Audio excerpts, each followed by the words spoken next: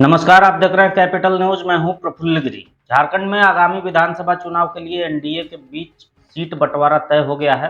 सीटों के इस नए बंटवारे के अनुसार भारतीय जनता पार्टी राज्य की 68 सीटों पर चुनाव लड़ेगी, जबकि आजसू को 10 सीटें दी गई है। इसके अलावा जनता दल यूनाइटेड को 2 सीटों पर चुनाव लड़ने का मौका मिलेगा और लोक जनशक्ति पार्टी के नेता चिराग पासवान की पार्टी को 1 सीट दी गई है।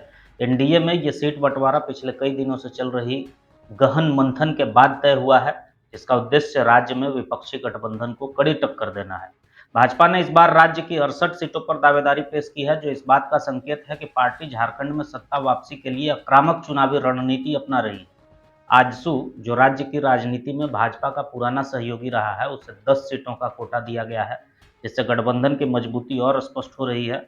इस बार जेडीयू को भी एनडीए गठबंधन में जगह मिली है और पार्टी 2 सीटों पर अपनी दावेदारी पेश करेगी।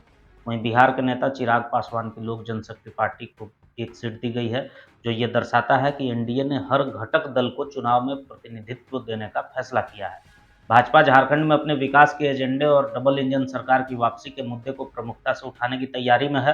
पार्टी के शीर्ष नेताओं का कहना है कि ये सीट बंटवारा हर दल की ताकत और स्थिति को ध्यान में रखते हुए किया गया है और इसका उद्देश्य राज्य में एनडीए की एकजुटता को दर्शाना है।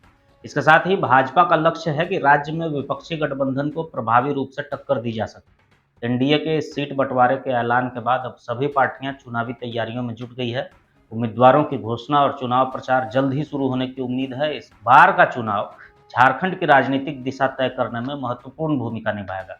इधर सीट बंटवारे के बाद नेताओं ने कहा कि एनडीए गठबंधन राज्य में एक बार फिर सत्ता पर काबिज होने के लिए पूरी तरह तैयार है। एनडीए ने सीट बंटवारा करके एकजुटता का संदेश दिया है।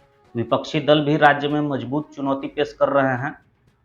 जेएमएम, कांग्रेस, राजद का गठबंधन राज्य की सत्ता पर काबिज है और वे अपने कार्यकाल के विकास कार्यों को जनता के सामने रखकर चुनाव मैदान में उतरेंगे। ऐसे में आगामी चुनाव में मुकाबला दिलचस्प और कांटे का होने का संभावना है।